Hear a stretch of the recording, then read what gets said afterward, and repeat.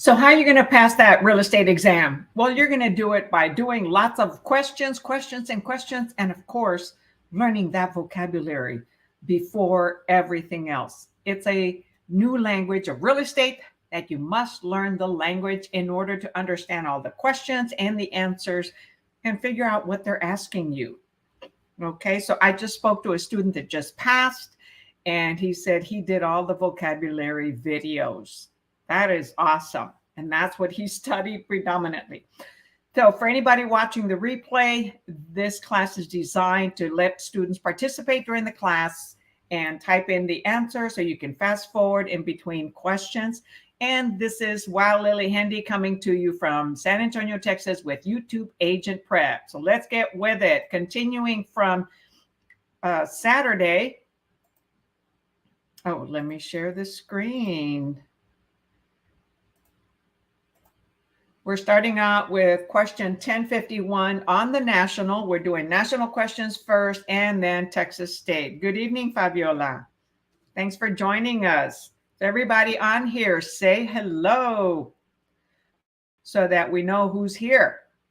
And anybody that's watching on Facebook, remember to go to StreamYard.com/Facebook and give StreamYard permission to show your name on StreamYard. Facebook is protective of our names, and therefore we must give it permission. You or each person permission to post your name here so that we can see your name and not just user.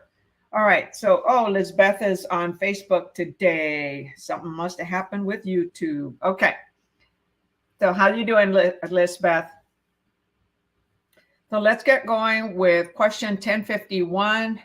And these questions, again, have to do still with math. We're like in the last question for math, and then we'll go to another chapter.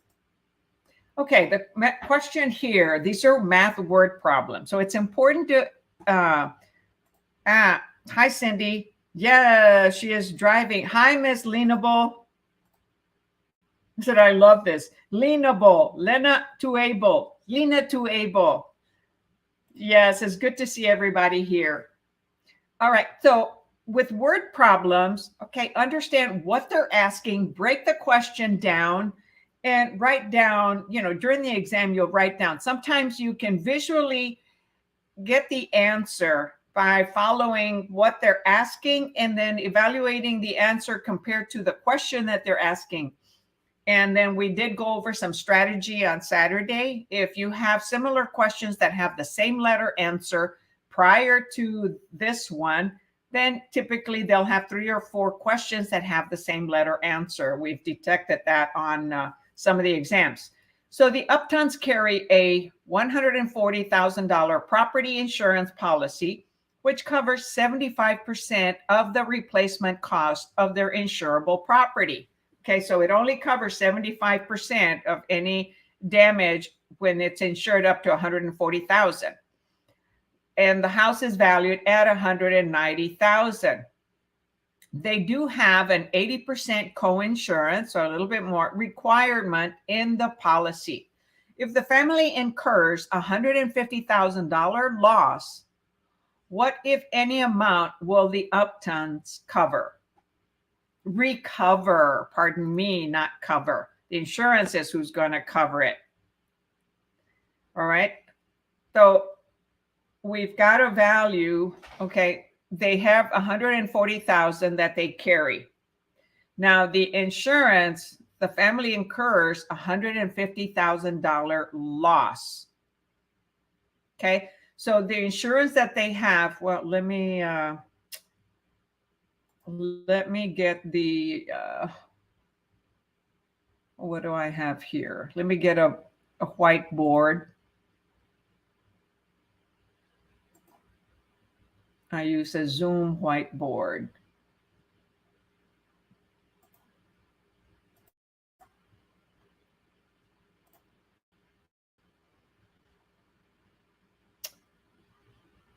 Okay. So when they tell us that they have 80% co-insurance. Well, they actually have 75%, okay, that the property is covered. So that's for 140,000. That's what the policy covers. And then they have a 80% co-insurance requirement in the policy. And the property is valued, okay, the replacement cost of their insurable property valued at 190,000.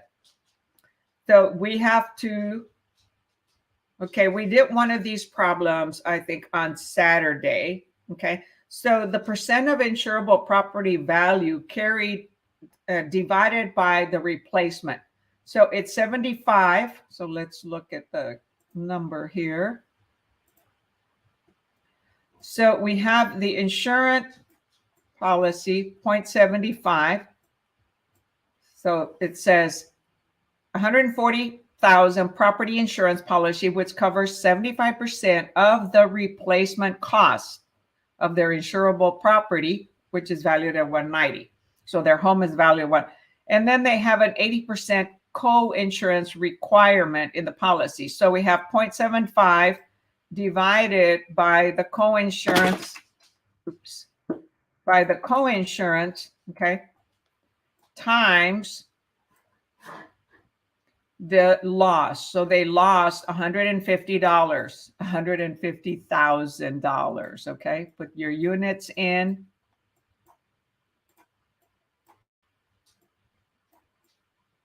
Okay, I got to go a little slower there. So 75 times 150, so 75% divided then by 80%. So what does that give us?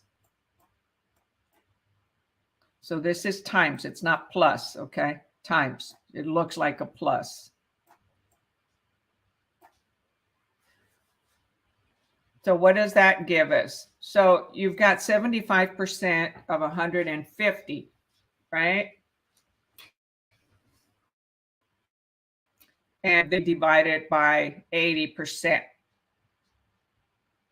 So that's going to give, did anybody calculate it? So that gives us 140,625. So that's that value.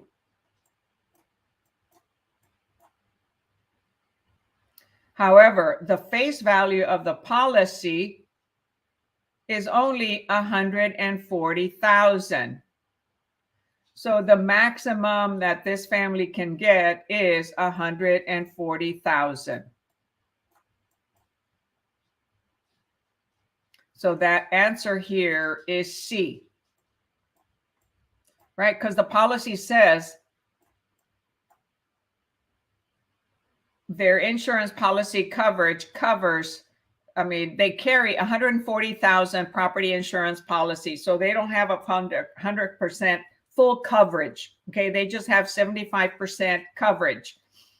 So even when we do the formula of 75 divided by 80, okay, to get from their actual damage, they're only going to be covered 140,000. So if they had had 150,000 coverage or 160 because their home is valued at 190, so they didn't have enough of a percentage to cover. So the answer here is C, because that's the most that the insurance company is going to pay.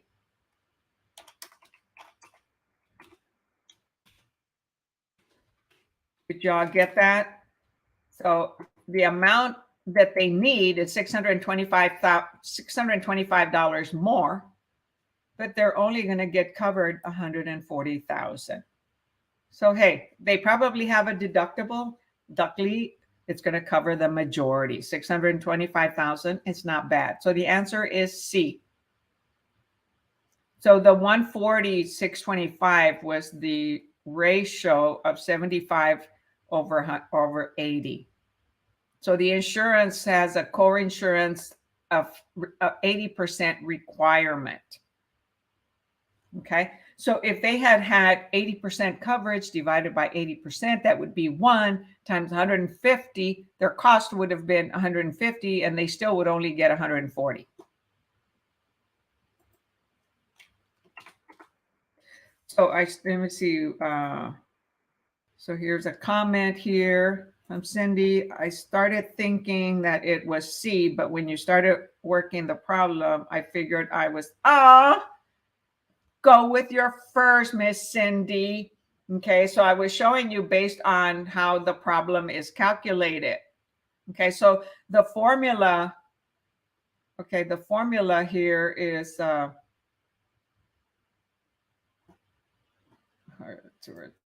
here. So the formula is the percent of insured. Okay, and they only have, that's equal to 75%, right? 75%. And they have a co-insurance of 80%. Okay, so 80% replacement cost.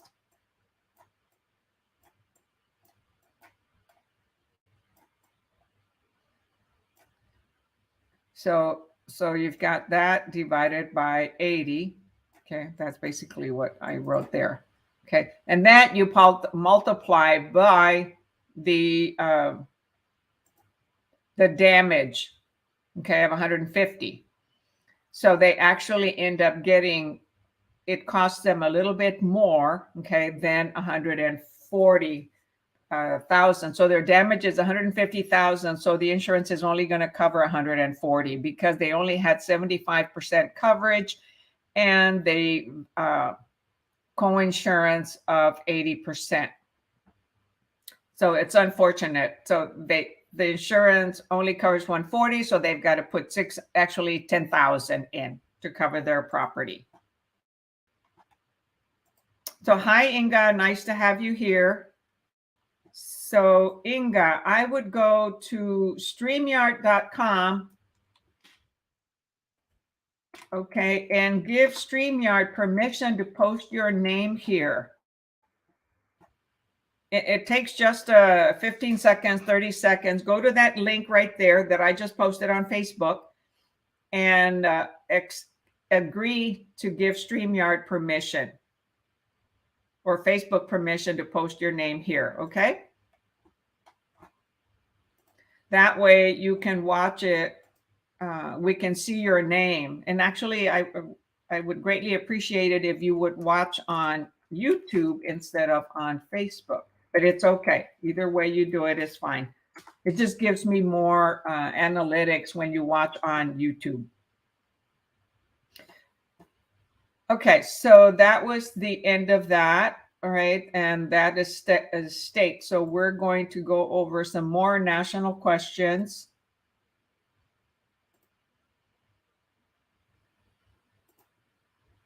So now we're going to do some rights, interest, and estates ownership. So for those who hadn't seen the answer, it's 151C, 140,000.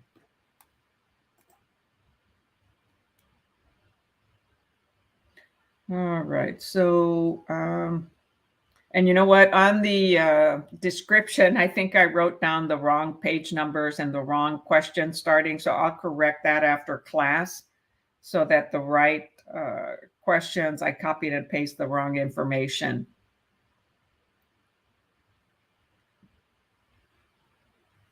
Okay.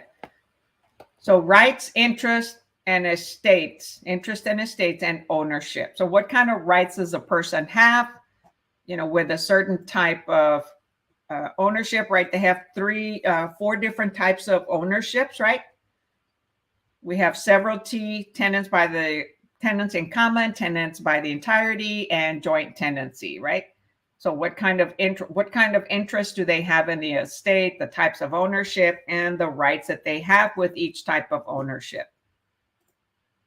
Okay. Oh, awesome, Inga. Thank you for moving to YouTube. Hi, Anai. So I missed state by one question. I'm so disappointed. Oh, Anai, we feel for you. Understand. What's good is you're not the only one, and it's not the first. However, what I learned from a young man I just spoke to is he studied vocabulary a lot. He watched a lot of videos on vocabulary by Prep Agent, myself, and the real estate wizard. And the vocabulary helped them tremendously. So when I mention that vocabulary is extremely important, I'm not kidding. I'm very serious. So memorize them, learn them, try to learn, 5 vocabularies a day, depending on when you plan to take your exam. But Anaï, just let it go. I understand, because I get bummed when I have a deal that falls, and sometimes get discouraged. But we've got to say, next, go to the next one, do it again, go until you succeed, until we succeed. So she says, yes, definitely doing that, because you missed it by 1. Actually, that's excellent. Okay. Well, it's not perfect, but it's excellent. You missed it by 1. Unfortunately, yes, you have to take it again. So hopefully on the second time around, okay, you will be better prepared, or you will be calmer. Okay. Take deeper breaths and relax, and don't let certain problems scare you and get you anxious. All right. Number 1.1, which of the following would be defined as real estate as opposed to real property? Okay. So real estate as opposed to real property. A, wells, driveways, and signs on a parcel of land. B, mobile homes temporarily parked on a parcel of land. C, timber that has been cut and is lying on a parcel of land.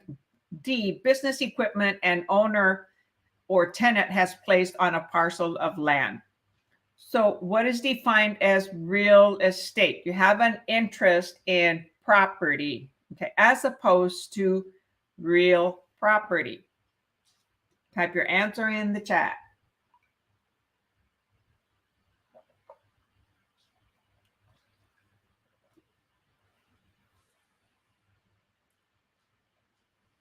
So when you have an interest in real property, okay, whoa, wow, great. We've got A.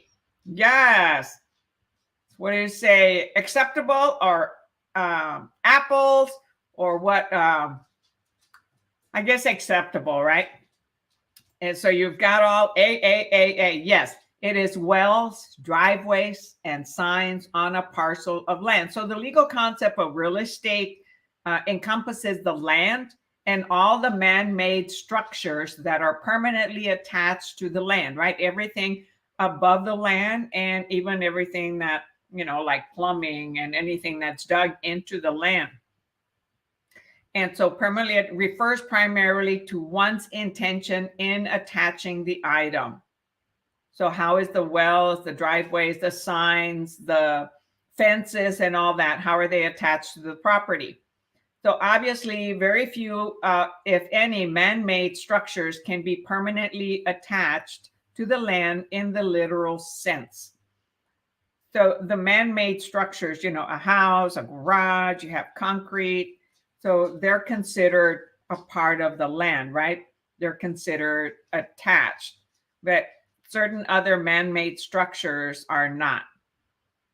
So then it says, let me see what else the answer says. But if a person constructs a house with the intention of creating a permanent dwelling, the house is considered real estate. Why? Because it sits above the land. Or it sits on the land, okay? it sits above, it's on the surface, because we've got what's underneath the surface, because there's 3 levels of interest in the land, right, on a property. Is what's from the surface going down to the center of the earth, what's on the surface of the property, on the improvements that sit on top of it, and then the sky, anything above, and that is not attached, right? It's but it could cover somebody else's view. Okay. So by contrast, if a camper affixes a tent to the land with the intention of moving it to another camp in a week, the tent would not be considered real estate, right? Because that's being moved. So if if that camper is there permanently and it's being attached to the land in some way, then it becomes a permanent structure. You remove the wheels on it so that it's not movable. So there's different things like manufactured homes, modular homes. In order for them to become a part of the real estate as an attachment, as a value, then the wheels have to be removed. You put skirting around it, or you put it, on a concrete pad. So that then makes it part of the land.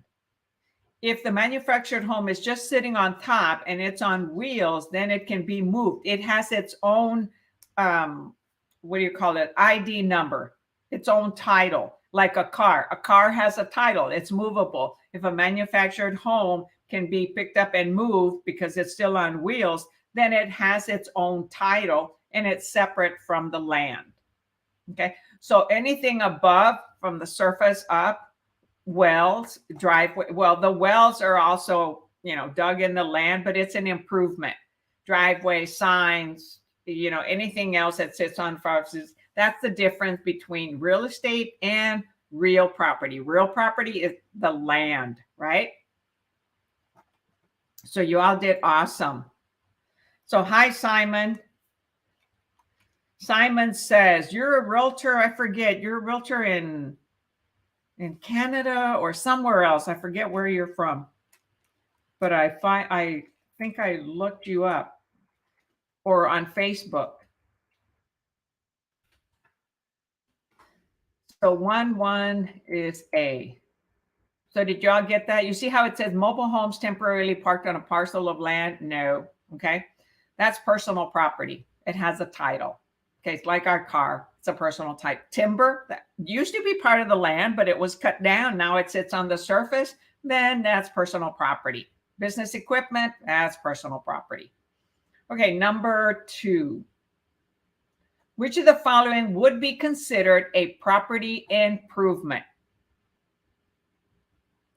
Yes, I am well, Simon. Thank you for asking. So where are you from, Simon? Oh, you're in Texas. Okay. Or you're getting your well, maybe there's another Simon Says that I saw on Facebook that was from another area. Okay. Which of the following would be considered a property improvement? Okay. What are property improvements? A, an alteration to land to make it more useful. B, an increase in the value of a property. C, a chicken coop permanently attached to land. D, a parcel of land that has passed a percolation test. So which one would be considered property improvement?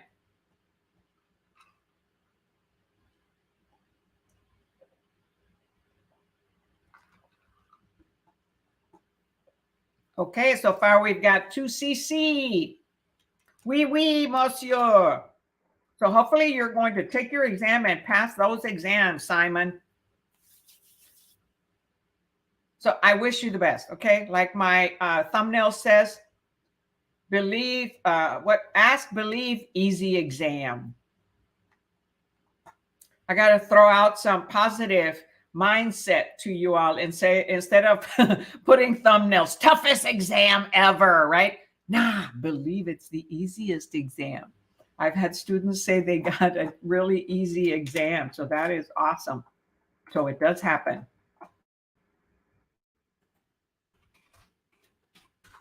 So all of you that are participating, thanks. It's awesome. Appreciate it. It helps you. Okay, way to go, Simon. All right, number 3. Which of the following best describes the physical boundaries of land? Okay, best describes the physical boundaries of land. A, the surface of the earth and infinite space above the surface. B, the center of the earth and infinite space above the earth. C, the surface of the earth and all the water and minerals on or below the surface of the center to the center of the earth. And D, the surface of the earth and the air rights above the surface to the point defined by local zoning. So which best describes physical boundaries of land?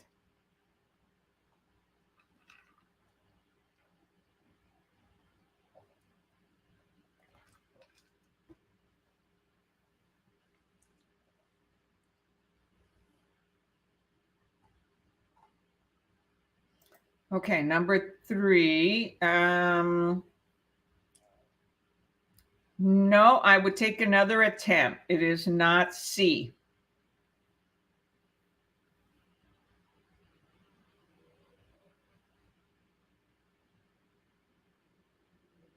So I mentioned a little bit ago, right? We have the surface going down to the center of the earth and whatever sits on the surface, and then everything above in the airspace. So which one would kind of include all that? Only from the center of the earth to infinite space above. The answer here is B, the center of the earth and infinite space above the earth. So you've got from the center of the earth to the surface, whatever is above the surface where all the improvements are. And, you know, if you have a, what do you call it? I forgot, the huge top buildings. Dang. You know, that are sky high. Skyscrapers, okay? They call them skyscrapers, right? So that's not high enough. There's still a lot higher. So airspace, you know, where airplanes fly through, some airplanes are not allowed to fly above certain areas because that airspace, a company or whoever owns the building can sell the rights to use the airspace. They can rent the space from the surface up, any dwellings on there, or putting a manufactured home, an RV, parking boats, or whatever else you want to do on their business, semis, equipment. And then they can also charge for any minerals on the surface and below the surface, you know, well water, oil, any other types of minerals. Because if you ever watch, if you are a pet lover and you've ever had a dog, I had several dogs that will eat and dig on the surface of the earth and eat some of the dirt. Why? Because it has a lot of minerals and that is healthy for them. Cats will eat grass, and so will dogs. To what? To clean their stomach. It's all natural, right? And what do people say? Oh, how can you do that? Those are natural things in the earth that help us. You know, all the minerals, all that costs money. It's valuable to those who have the imagination of creating money from anything from the center of the earth to the airspace. So you'd be amazed. It's whatever is left to the creativity and the ability of the mind, and what laws and statutes are created, and zoning and boundaries. Lots of things that go into real estate. Okay. So here you're talking about the surface of the earth, infinite space. What does that mean? Below the center of the surface, local zoning, air rights. Those are all terms, definitions. Okay. So the surface, infinite space, the center, minerals, water rights, air rights. Those are all vocabulary. On number 1.2, okay, you had alteration, permanently attached, property improvements, percolation test, parcel, land. Okay, all those are vocabulary words. So do you understand what I mean when I say learn, memorize that vocabulary? Yes, right? Don't just take my word for it, okay? You'll find out the hard way if you have to keep taking the exam over and over. Now, it's not just vocabulary. There are language barriers sometimes, and it takes a lot harder studying. So it just depends on how everybody studies. Okay, number 1.4. The bundle of rights, vocabulary, refers to a set of rights. What are they? A, enjoyed by the owner of a property. B, that is synonymous with the Bill of Rights. C, guaranteed to citizens by the Statute of Rights. Or D, specified in a deed or land contract.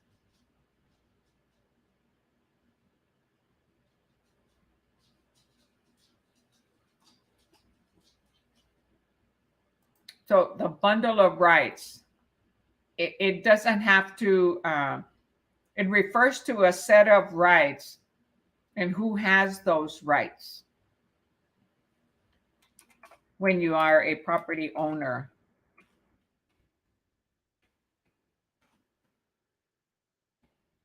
Don't give me that sad face, Bailey. My neighbor's dog here is giving me a sad face. Oops, I typed the answer. Okay, so we've got A, D, B, and the answer is A. Enjoyed by the owner of a property. So the bundle of rights is the person has, full ownership, fee simple type of ownership. So they can use the property, enjoy it, keep somebody else out of it. They can encumber it. And I think there's 5 different ones. I can't remember all 5. So they have all the rights to their property, except we still have to pay property taxes. Okay. So they could end up, so those bundle of rights is they are the full owner that can enjoy all the rights to their property. If they're a lessee, they don't have all the bundle of rights. Only an owner, okay, has the bundle of rights. So the answer is 1.4A. And with a bundle of rights goes along the fact that they have a fee simple type of ownership. So that goes along with they have all the bundle of rights, all the rights that they have on their property. They could also have if they're by a creek, if they're by a lake, if they're by a river, they could have water rights, right?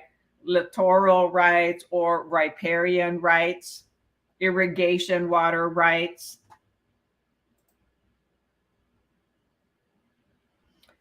And then if there's an easement, it's attached to it. So they have the right to use the easement. So there are a lot of different rights. So those of you that answered D, specified in a deed or land contract, no. It'll say fee simple, okay? And a land contract, what's a land contract, okay? A land contract is where the owner ends up keeping the title to the home until the borrower pays off the loan. So it's a type of owner financing where the owner keeps the title. Okay, the deed, that's like the general warranty deed, the quitclaim deed, or general or special warranty deed, right? That specifies the ownership, and then that there's also whether there's a lien attached. If it who's the lien holder, the lender. Okay, it could be the owner of the property. So that is the deed, special warranty, general warranty, or a quitclaim deed, which doesn't have any warranty on it. Right? Used when you're changing a name or you're transferring to a family member or somebody that you know, and there aren't any debts, any encumbrances. All right, did I type the answer? Yes, 1.4A. All right, and then what other answers did you all give? B, that is synonymous with the Bill of Rights. No, totally different. Bill of Rights, a bundle of rights has to do with the way that an individual can use their property.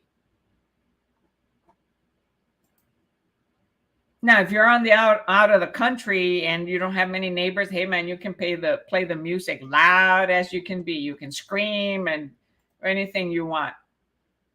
But not if you're in a community, in a subdivision with lots of people, right?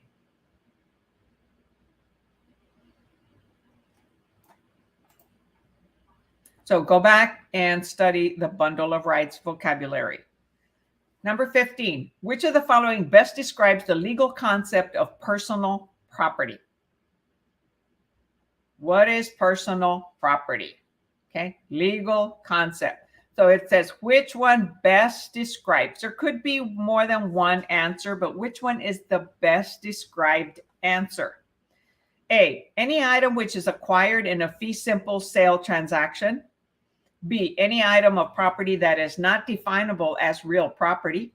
C, any movable property owned by an individual, partnership, or corporation. Or D, any item that is not a natural item affixed to the earth.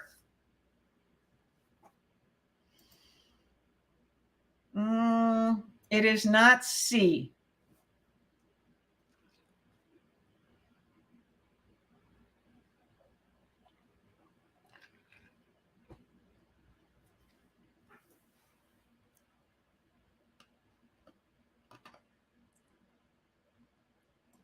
No, so most of you are answering C.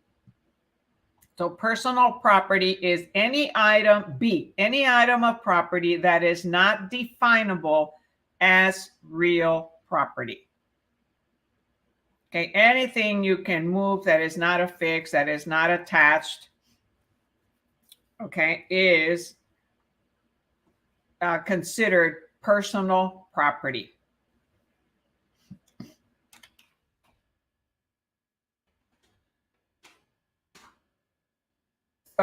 So personal property is anything that is owned item, which is not real estate. Okay, it's not part of the land. It's not sitting as an improvement on the land. It's not the land itself. And the rights associated with owning personal property items. Items of personal property are also called chattels. Like prep agent Joe Juder said, cattle move, chattels, right? So chattels, another vocabulary, is personal property. So what cattle move? So chattel is personal property. Cattle, chattel, personal property. Some of you answered, let's see, C or D. C, any movable property owned by an individual, partnership, or corporation. Well, any movable property, not necessarily, because it is any item, not just any movable property. And it could be owned by multiple individuals, not just an individual, one or more individuals, okay? Because remember, you have types of owners, right? Severalty, tenants in common, tenants by the entirety, which is couples that are married, and joint tenancy, which is multiple individuals. So individual, partnership, and corporation is severalty. It's one entity, okay? So it is not any movable property owned by them. It is an item of property that is not considered, is not defined as real property, not land with its improvements. Okay, did anybody answer A? No.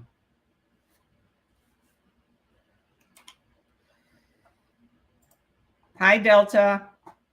It's Delta Soft. I like some of these names. So 1.5 is A. What time is it? 6:45. We're good. All right, number 6. So did you all understand that?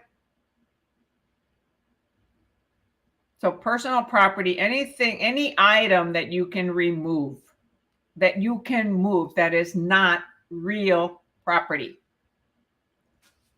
And real property is the land and its attached improvements.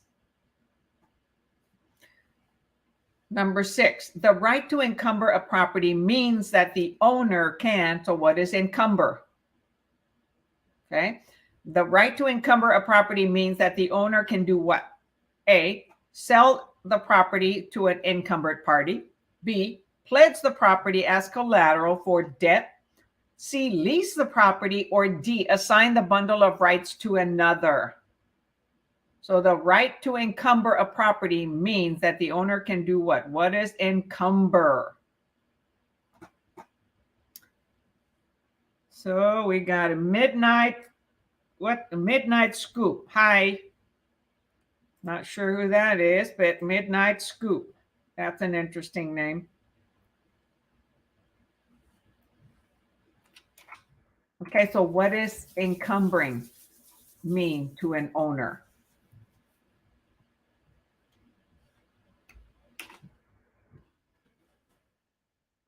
No, it is not D as in dog. So try another answer. So, man, all of you answered, well, those of you participating, you answered D. Assign the bundle of rights to another. Go back and learn what is bundle of rights, what is assign, and what is encumber. So encumber is when you get a loan. Good night. Bye, Bailey. And you use the property as collateral for a debt. So when you're encumbering the property, you're getting a loan on it. So now it has a lien. It has an encumbrance. It doesn't have clear title until that lien gets paid. So if the property gets sold, in order for that property title and deed to be conveyed, that loan will have to be paid off. Loans are encumbrances. Okay. Again, vocabulary. Am I sounding like a broken record? I think so. Pledge. What is pledge? Okay. Collateral. What is debt? What is bundle of rights? What is assign? What is encumber? How many vocabulary there? 1, 2. Owner. Who's owner? 3, 4, 5, 6, 7, 8, 9, 10, 11. A lot of vocabulary words, right?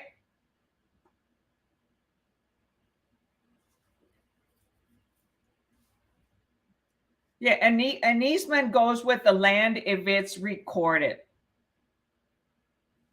Okay, so it's part of the property. And so that is an attachment. That has a right for the owner to use maybe a road that belongs to somebody else, a well or septic that belongs to somebody else, and they have a right to use it, and it's recorded. Okay, that doesn't become a lien.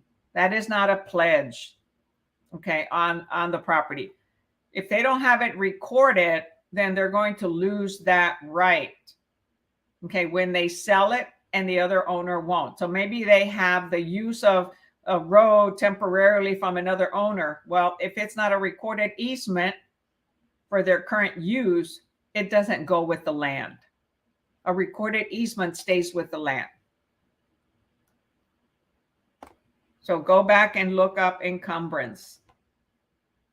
So let's see. The right to encumber the property essentially means the right to mortgage the property as collateral for debt. There may be restrictions to this right, such as a spouse's right to limit the degree to which a homestead may be mortgaged. Okay.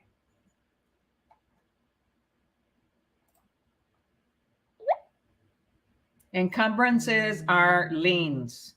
Okay.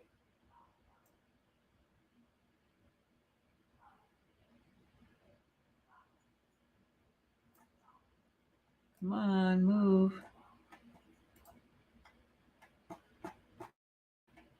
All right, number 7.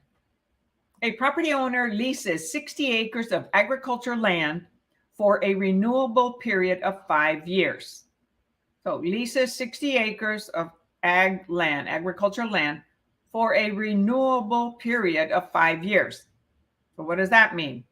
In the context of real estate rights, this lease represents what? A transfer of a portion of the bundle of rights. B, encroachment of the bundle of rights. C, conveyance of the complete bundle of rights. Or D, encumbrance of the tenant's rights.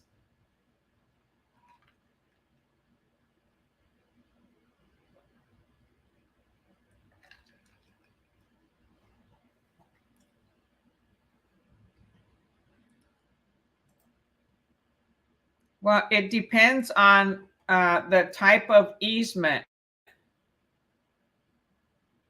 But easements do not prevent the sale of a property. A loan can if it's not paid off. An easement can if it's not recorded.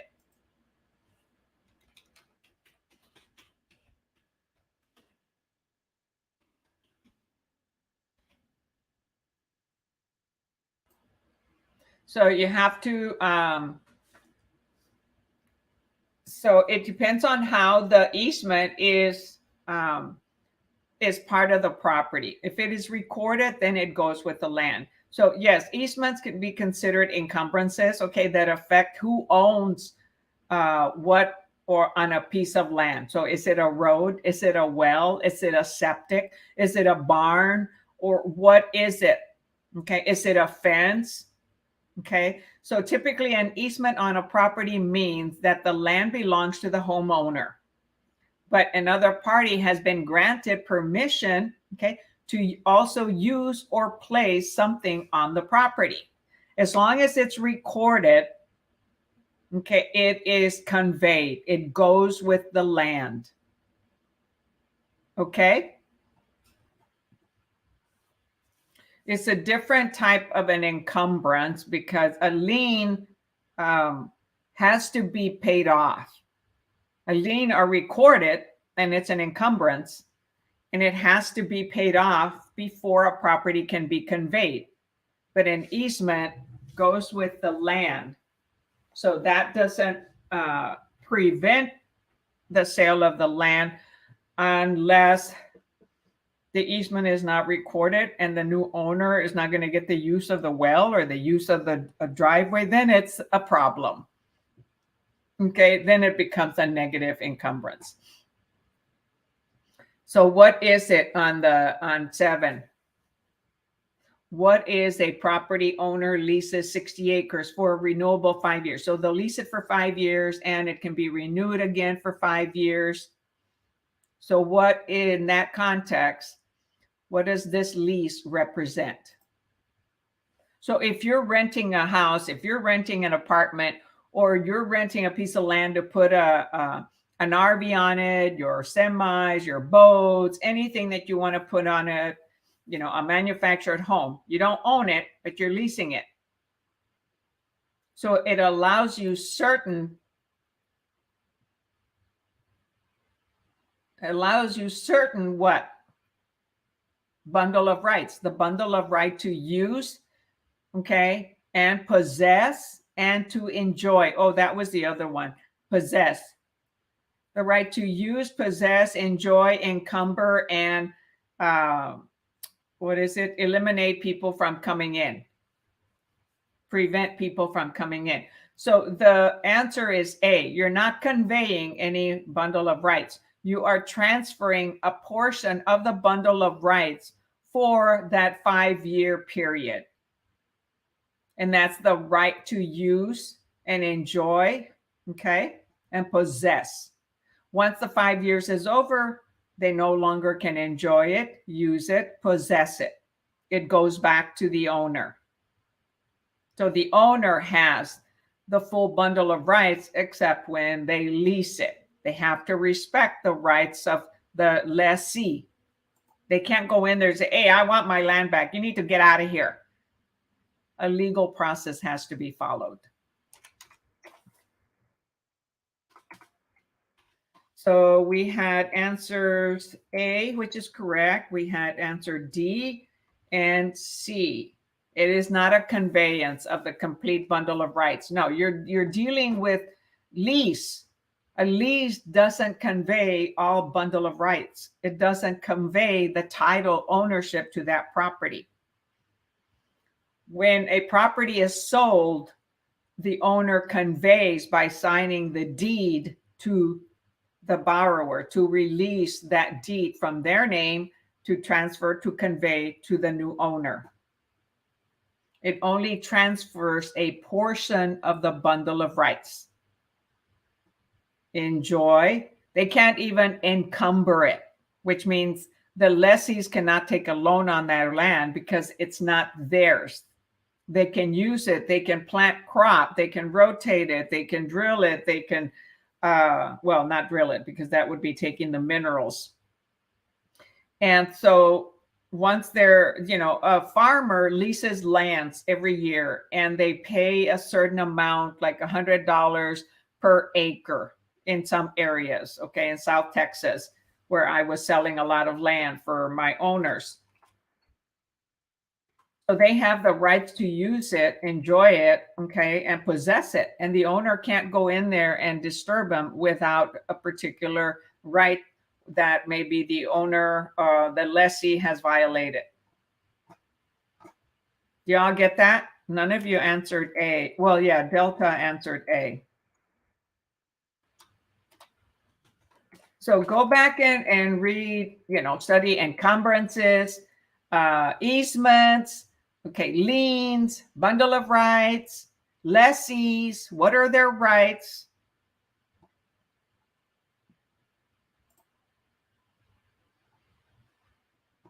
All right, number 8.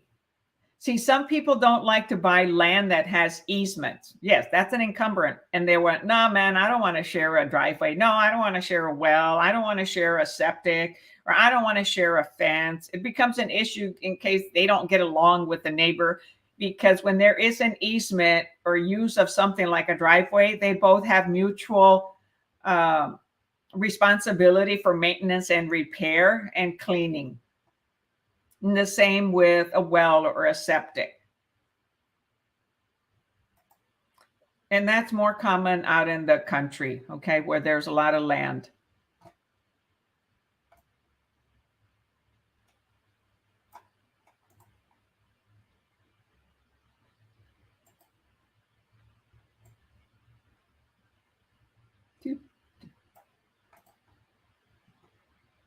So today's lesson is letting me know that many of you need to go and study your vocabulary a lot more. And don't feel bad. I sometimes forget these terms, okay?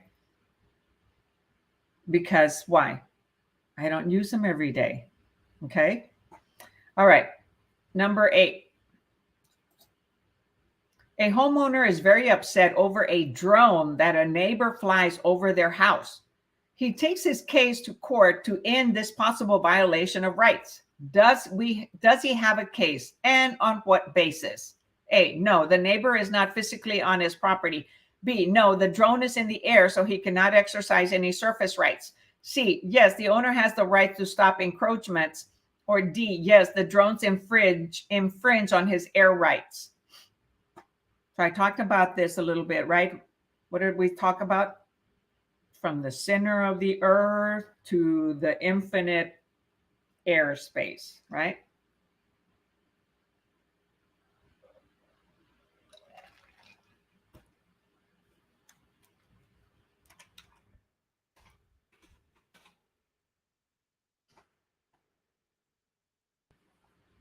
So drones now, they can be little secret agents and go and, stalk people, right? From the drone, because it's got a camera attached to a phone or something else. And so they are violating somebody's rights of privacy by having a drone go up. Oh, F as in Frank, you failed? No, we don't have an F.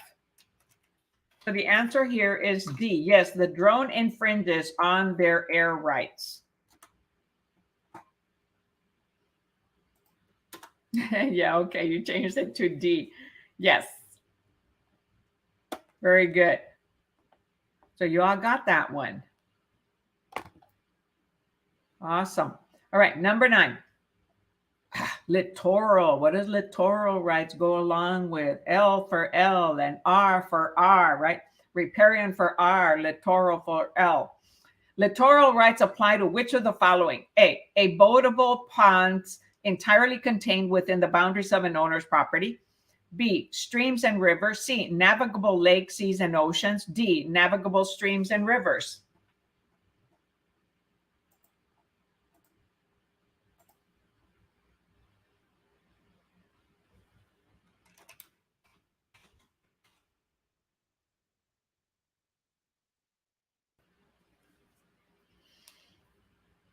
So type your answer in the chatty chat.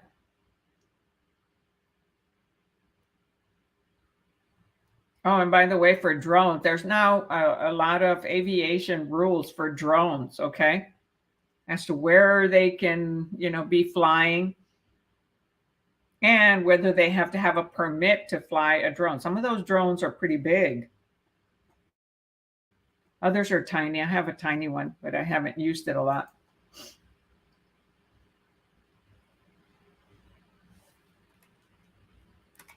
Should have read the answer for the prior question. And actually, I will do that.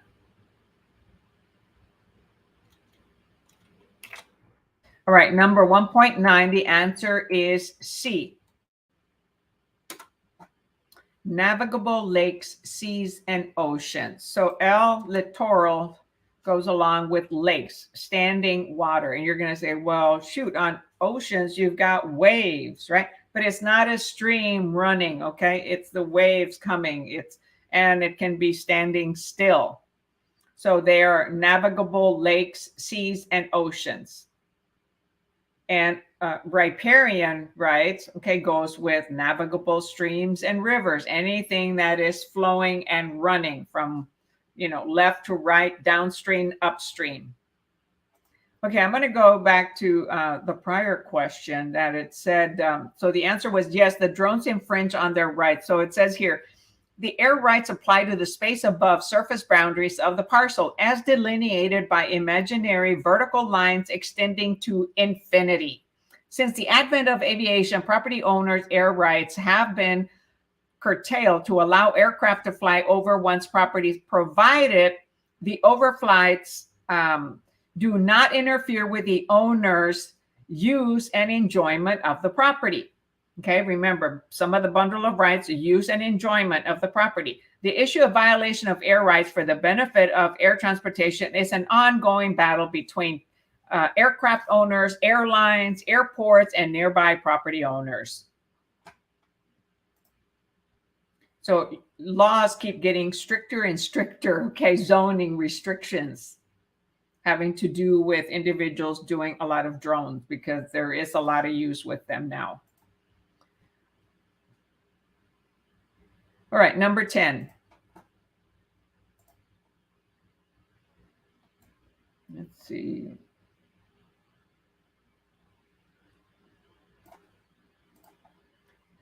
A retired couple has just bought a retirement home with a pier on a large lake. In this case, the retiree's water rights extend to where? How far? A, the high water mark on the body of water at the shoreline.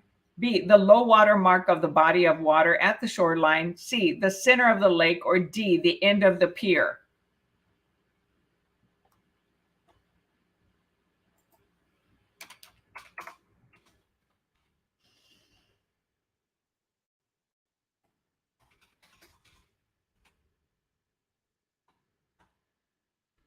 Type your answer in the chat.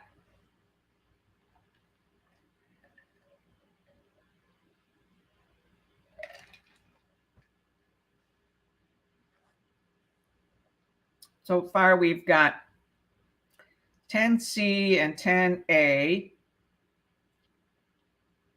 So look, it says they bought a retirement home with a pier on a large lake.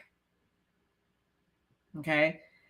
So the retirees, how far is the retirees' water rights to extend?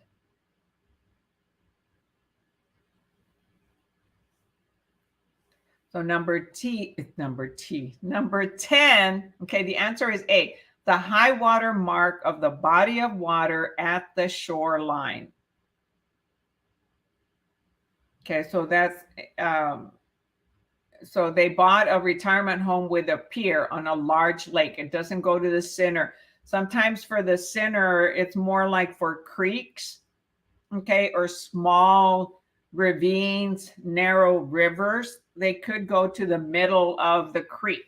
Okay, so I owned a property in Oregon that had a creek. So I had ownership to the middle of the creek, and the riparian rights were labeled at the high mark of the body of water at the shoreline. And we had beavers, so the beavers would create dams and create a big pool. So that would create a high body of water there. We almost had like a big pond or a little big lake when they do that. So it's the high water mark of the body of water at the shoreline. So that's how the retirees' water rights extend to.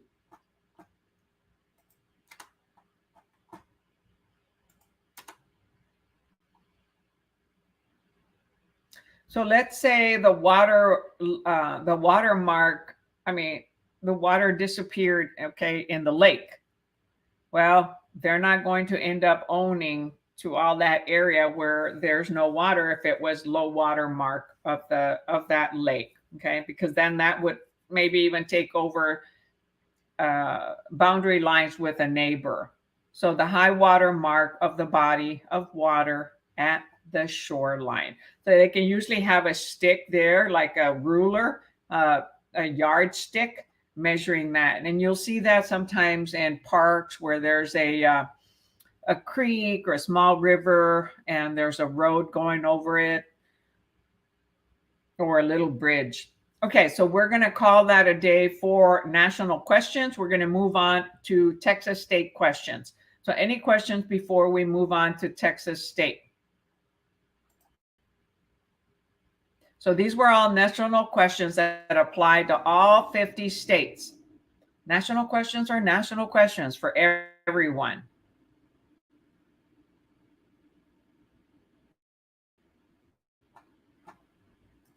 No questions, no questions. And for those of you that are watching on YouTube, if this is your first time to my YouTube channel, hey, remember to tap that subscribe button, click that little bell so that you're the first to get notified every time I go live or upload a new video like a short or other videos I may upload. And tap the thumbs up button and give me some love. If you can't say anything nice, don't say anything or say it in French, right? Most people will not understand. So there's quite a few on you here on YouTube, and I only have 4 thumbs up. So come on, give me some more love. Because if you didn't like it, you probably wouldn't be staying on this long, right? And I have lots of testimonials, although I don't write them down, from students that it has helped pass their exam. Different way that I do it, okay, compared to other channels that just read the question and read the answers. I try to help you understand what the question is asking and what little keywords to pay attention to in the question and also in the answers to help you hopefully select the right answer.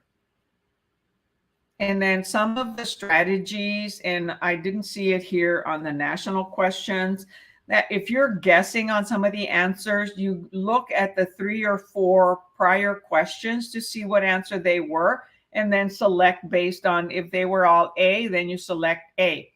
However, I noticed that on the state exam. However, on the national, I haven't noticed that much today. So, because 18 was D, 17 was A, 16 was C. I'm sorry, 16 was B. So there was no strategy there to follow. Here you would be taking a big guess, or it's important to know the material. And I'll repeat again, vocabulary, vocabulary, vocabulary.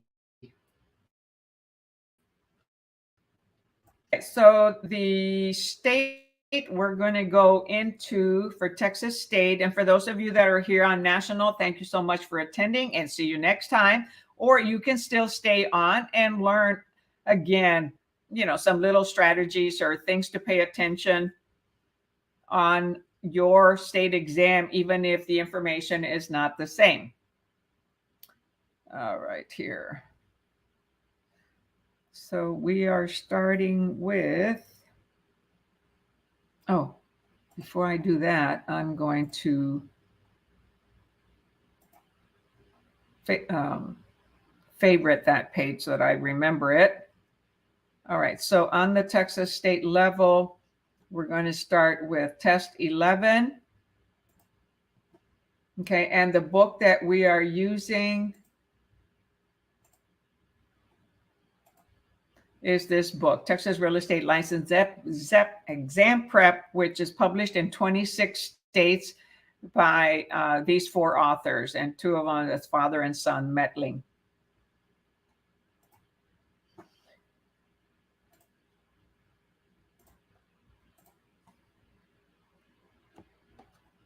Okay, so we're doing now. Put your Texas hat on. And if you have a cowboy hat, hey, use that. Maybe it'll give some good luck.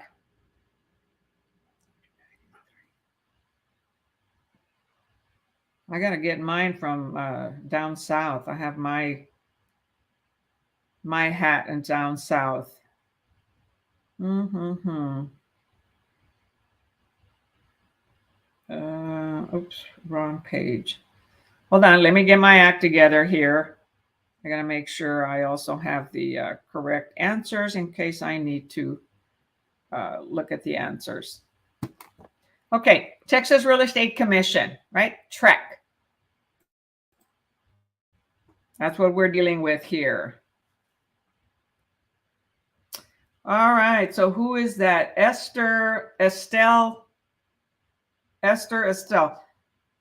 Look at this. Finally is my time to celebrate. It was not an easy task. Thank God I finally passed my exam. Woohoo! Congratulations. Oh my gosh. Forget this, people. This is a spammer. Okay. Disregard that. You know, recommending you go to somebody else, go to WhatsApp, and those are spam I end up eliminating.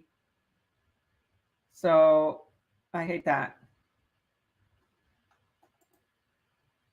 You know, go find your own people on your own way, not interject here with us.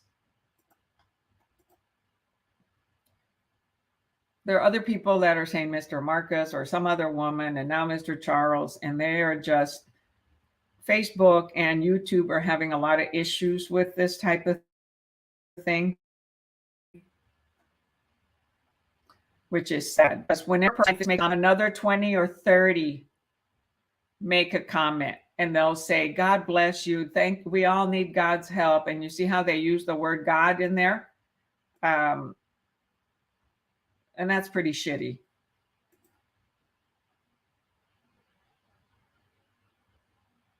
So it sometimes happens a lot, and I have to eliminate the person. Okay, let's see here. So pardon me, give me a moment and get rid of this individual here. So disregard what I hadn't read the whole thing. Okay, number one. Which of the following is true regarding the Texas Real Estate Commission? A, commissioners serve staggered 3-year terms. B, 9 members are elected to 6-year terms. C, 3 members must represent the public. Or D, 6 members are appointed by the governor with the approval of the state.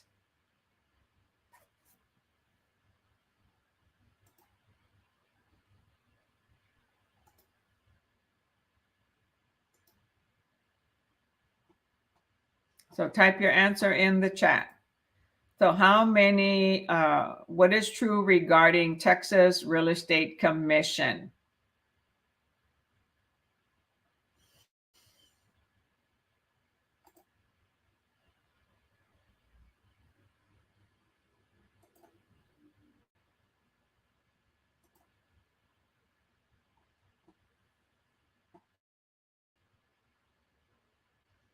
All right. Yes, the answer is C. 3 members must represent the public.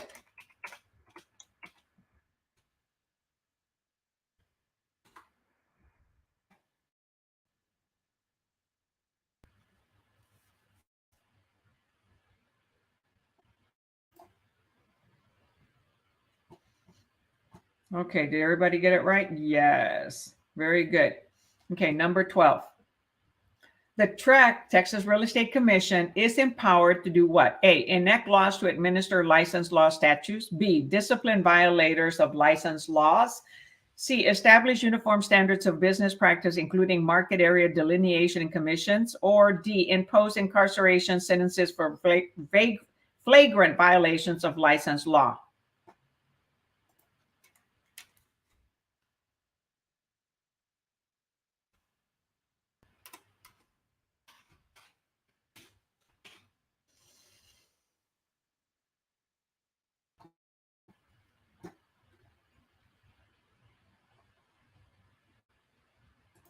So type your answer in the chat. So what is TREC empowered to do?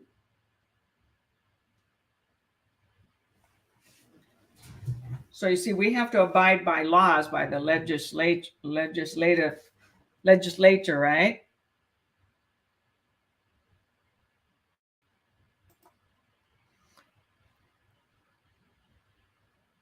All right, number 2, the answer is not A.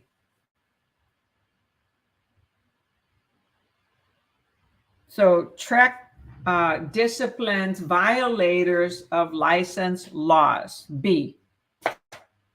So the governor of, I'm sorry. So TREC is charged with the responsibility to ensure and enforce license law. They don't create the laws. They just enforce them and administer them, including disciplining violators, right? They hold a hearing, someone complains, and they'll research it to find out that it's valid, and then hold a hearing, either in Austin or at the courthouse in the county where the licensee lives.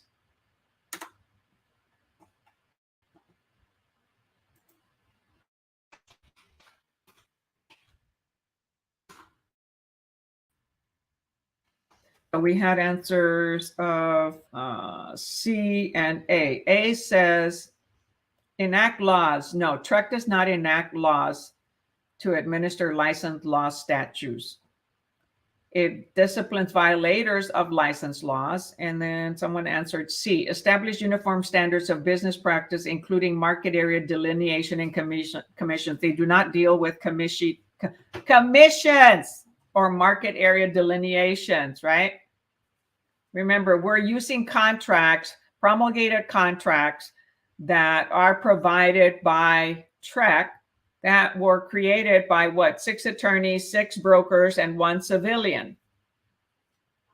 So they are generated by that 13-party broker lawyer committee. And then, so they follow those contracts. Anybody complains about a licensee, a broker, then they hold the hearing, they research it, hold the hearing, and make a decision. So they discipline violators. They keep us online. All right, number 3.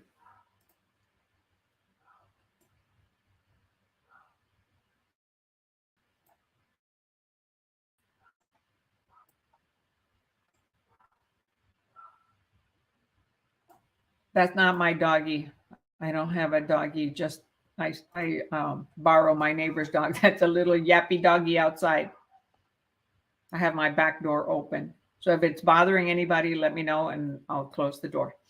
Number 3, the purpose of the ESAC, Education Standards Advisory Committee, is to do what? A, establish and maintain education standards for fulfillment of the education-related aspects of the Texas license laws. B, hire and manage real estate examination consultants to deliver the state license examination. C, approve the delivery performance of real estate instructors on an ongoing basis. Or D, standardize education requirements for licensees and schools.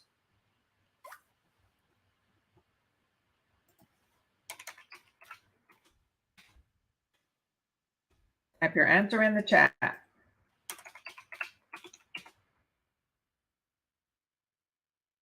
So the Education Standards Advisory Committee, what is their purpose? Know the acronym.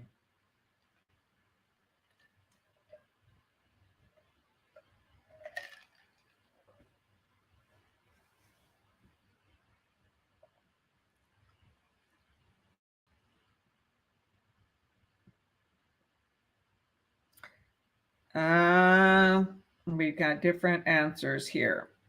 The answer is not D. They don't standardize the education requirements for licensees and schools. They actually, A, establish and maintain education standards for fulfillment of the education-related aspects of the Texas license laws.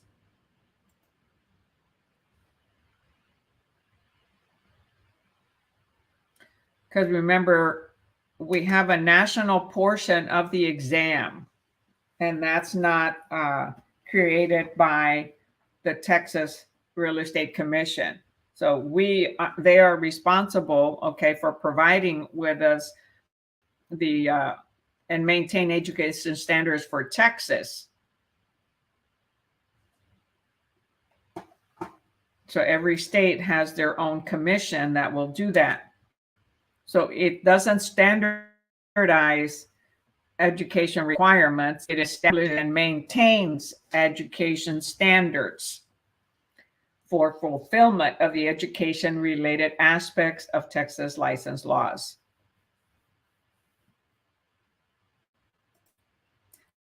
So difference, D only says, standardized education requirements. A says establish and maintain education standards. So they do both.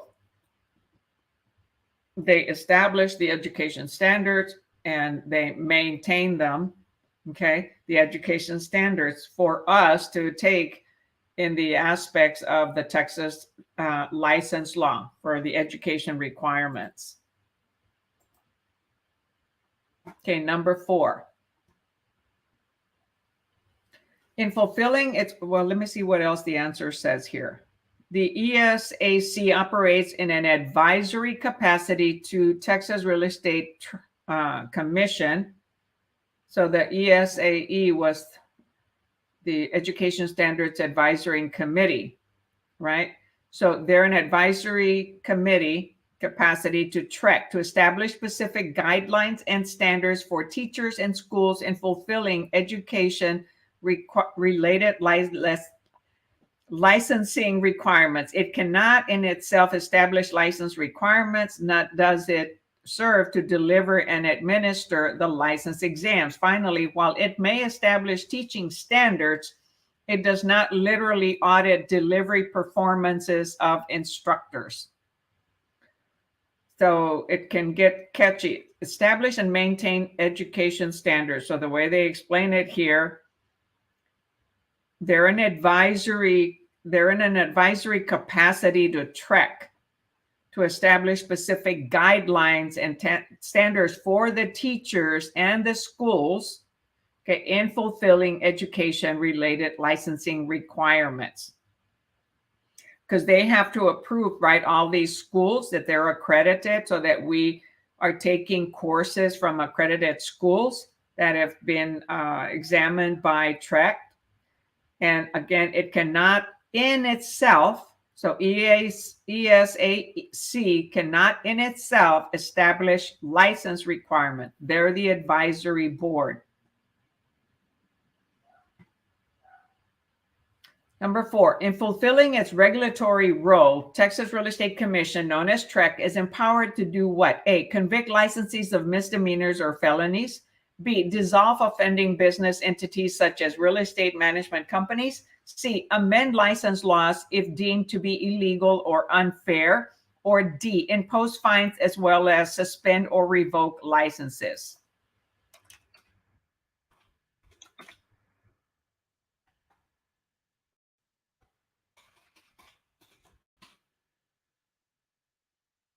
Type your answer in the chat.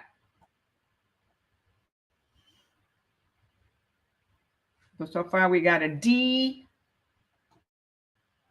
D.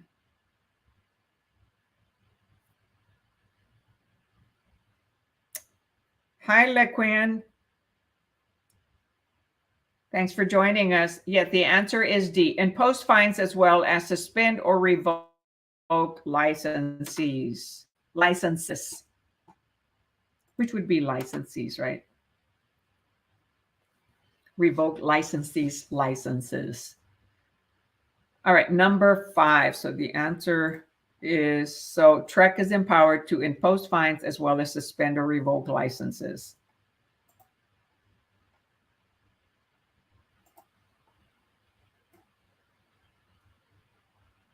Oh, wrong one.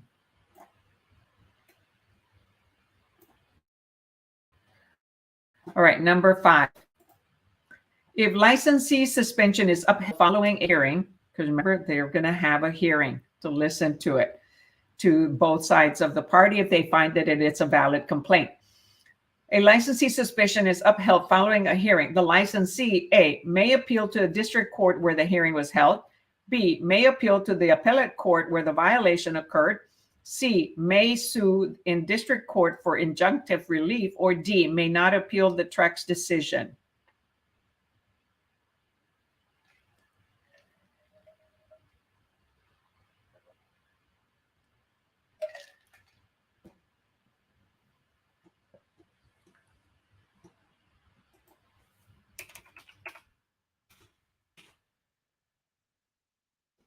All right, so far we got an A.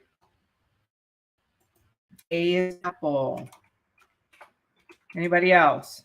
Inga, also A. Cindy, like Quinn. I think it's like Quinn. I like to pronounce names correctly, words. So I'm taking a guess. So yes, the answer is A, may appeal to a district court where the hearing was held. So very good, y'all.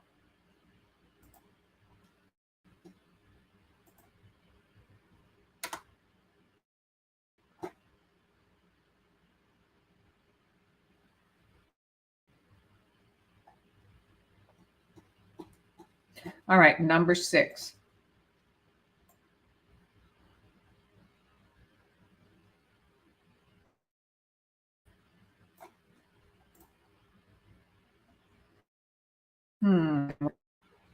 Oh, I hope I don't lose you. My screen just kind of disappeared for a little bit.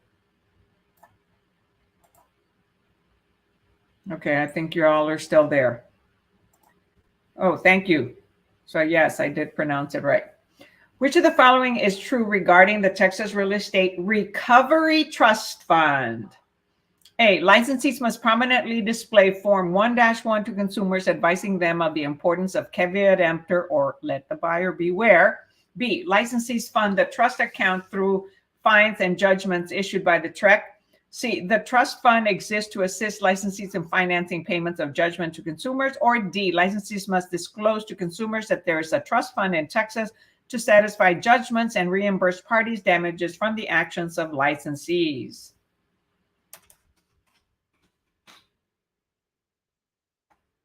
What is the Recovery Trust Fund used for by TREC? Texas Real Estate Recovery Trust Fund.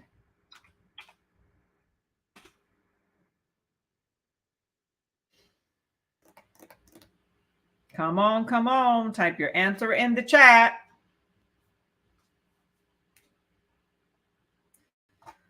Okay, let's see. We got an answer so far. No, that's my prior answer. All right, let's see. We've got D, D, D, and D. Woo! You're all on a roll. Yes, the answer is D. Licensees must disclose to consumers that there is a trust fund in Texas to satisfy judgments and reimburse parties from parties' damages from the actions of licensees. So we use error and omissions, right, on each of our transactions in order to cover or protect us, okay, from a complaint. However, the recovery fund pays the damages to any complainant, and then we must repay it. And if it is not paid back, a realtor will be suspended. Their license revoked.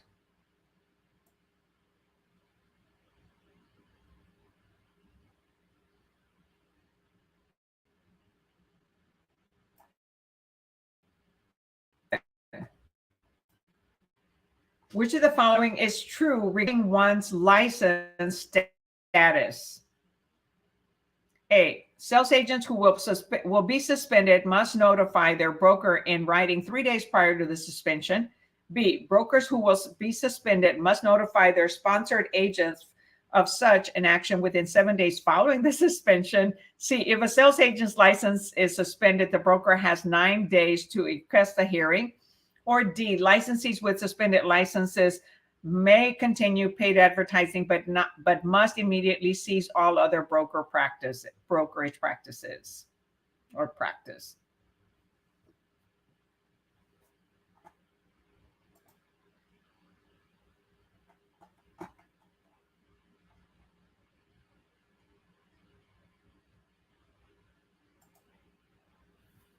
So what is the answer for number 7?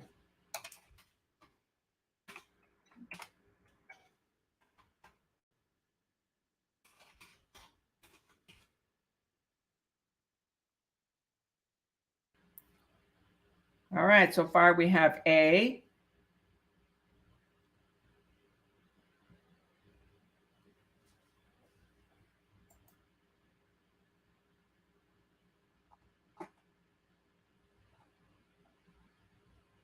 it is not D, like Queen. So I would select a different answer.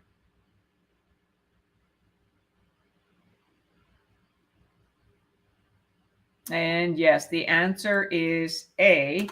Sales agents who will be suspended must notify their broker in writing 3 days prior to the suspension, because TREC is going to notify the licensee about the suspension, not necessarily the broker. So the agent, sales agent must, that is going to be suspended, must, okay, it's a must, notify their broker in writing 3 days prior to the suspension. So they're going to know in advance from TREC that their license will be suspended.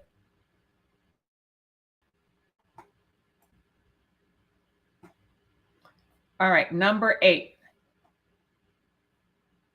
Which of the following is true regarding complaints?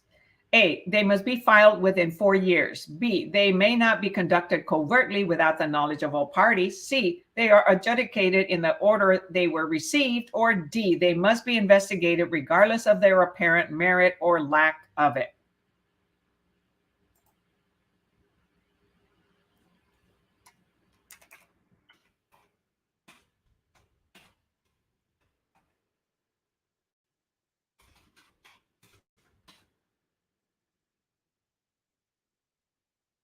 All right, so far we've got A. Anybody else?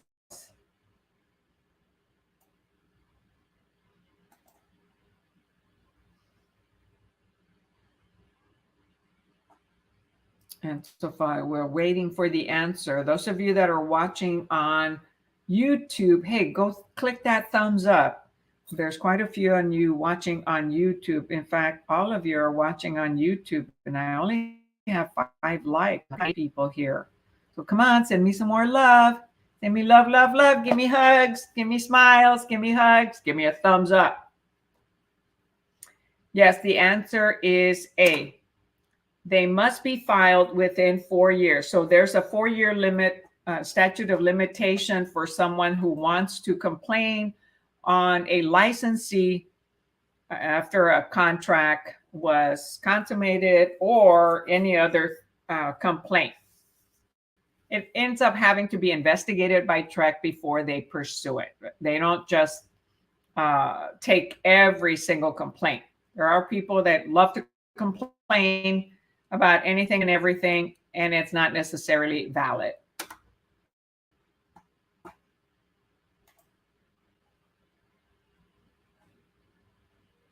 Okay, so I think everyone answered that one correctly.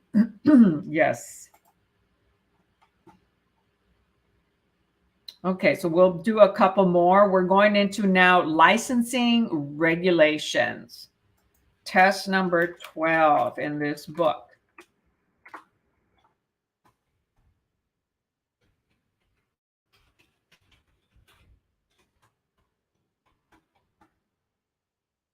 Any questions on Texas Real Estate Commission? So that was, Texas Real Estate Commission was test number 11.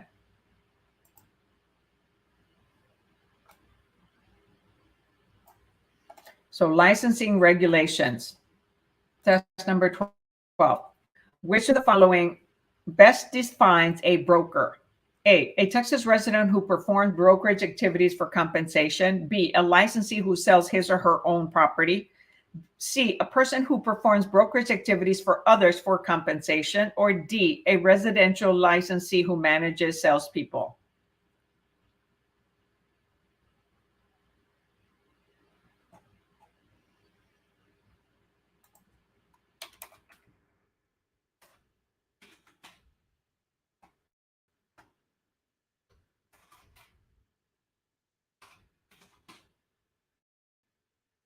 All right, let's see. I've got 12A, 1A.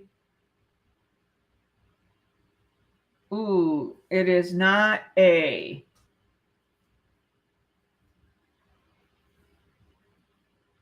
The answer here, anybody else? So we've got A and D. So it says, which of the following best defines a broker? So a broker is not a residential licensee who manages salespeople. So there could be other, licensees that manage it. So a broker is the correct answer. So which of the following best defines a broker? And yes, they could be managing salespeople. Okay. However, a broker ends up having to be the type of licensee that has done all types of transactions before they can become a broker. So not just residential. Okay. The answer is a person who performs brokerage activities for others for compensation. So we perform brokerage activities in exchange for money, compensation. So we're representing someone else that is going to pay us. That's who we are hired by. So the answer is C. So we had a Texas resident who performs brokerage activities for compensation.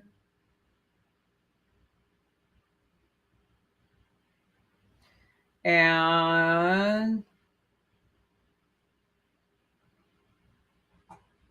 so a broker doesn't necessarily, it has to be perform brokerage activities for others. Okay. So the key words is for others for compensation. A does not have that. It says performs brokerage activities for compensation. Well, there could be other types of brokerage activities that will get them compensation, education, training, coaching. However, that doesn't define a broker. A broker is someone that performs brokerage activities for others, okay, for compensation. So licensees, okay, we are paid by others, right? By a seller or by a buyer. So that's who we are hired by. So we are performing an activity for someone else in exchange for compensation. So we're representing someone. So it doesn't use here the word represent, but one who performs brokerage activities, real estate activities for others for compensation.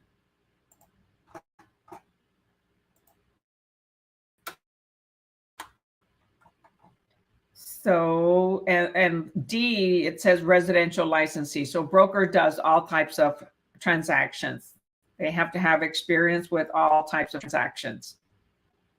And what other answers were there? A. So we already said A. So it doesn't say brokerage activities for others. All right, number 2.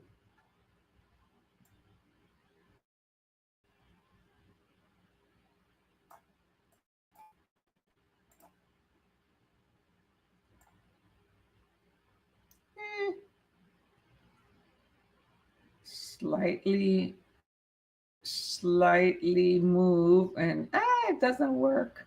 All right, it's going to be smaller. Okay, there we go. Number 2, which of the following best defines, oh, wait a minute. Am I on number 1 or number 2? Number 2, which of the following best defines a designated broker? A, an active Texas broker designated by a licensed business entity to act on its behalf. B, a non-officer of a licensed corporation named to conduct real estate activities on its behalf. C, a dual agent in a brokerage. D, a licensee who has successfully passed his or her required realtor designation curriculum.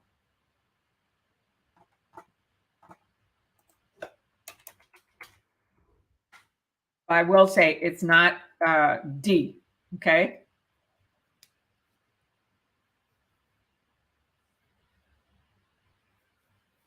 Because that one doesn't say broker. So what best defines a designated broker? Okay, so far we have A. Anyone else?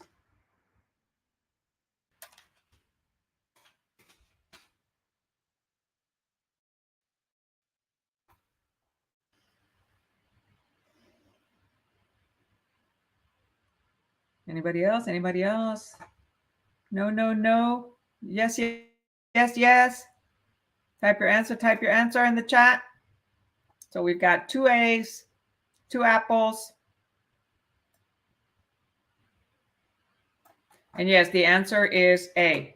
An active broker designated by a licensed business entity to act on its behalf. So the brokerage is a licensed business entity. And a broker could have, change brokers. Okay, so they are the designated broker is designated by the licensed business. Okay, it doesn't necessarily have to be the owner. In small brokerages, the owner is usually the broker. Not in all of them. Sometimes there could be a husband and wife. One of them is a realtor. The other one becomes the broker. And they're the owner of the brokerage, but only one of them is a broker. So it is the person the broker that is designated to brokerage, manage, all the other salespeople, even associate brokers, even other realtors that have a broker's license. So the answer is 12A. Okay, y'all, we did 10 Texas state questions. We're going to call it a day there. So any questions on Texas state questions? Any concerns, anything you want to know about, or any other type of question that I may be able to answer? Because I don't guarantee that I know all the answers. No guarantees, right? I don't have a crystal ball.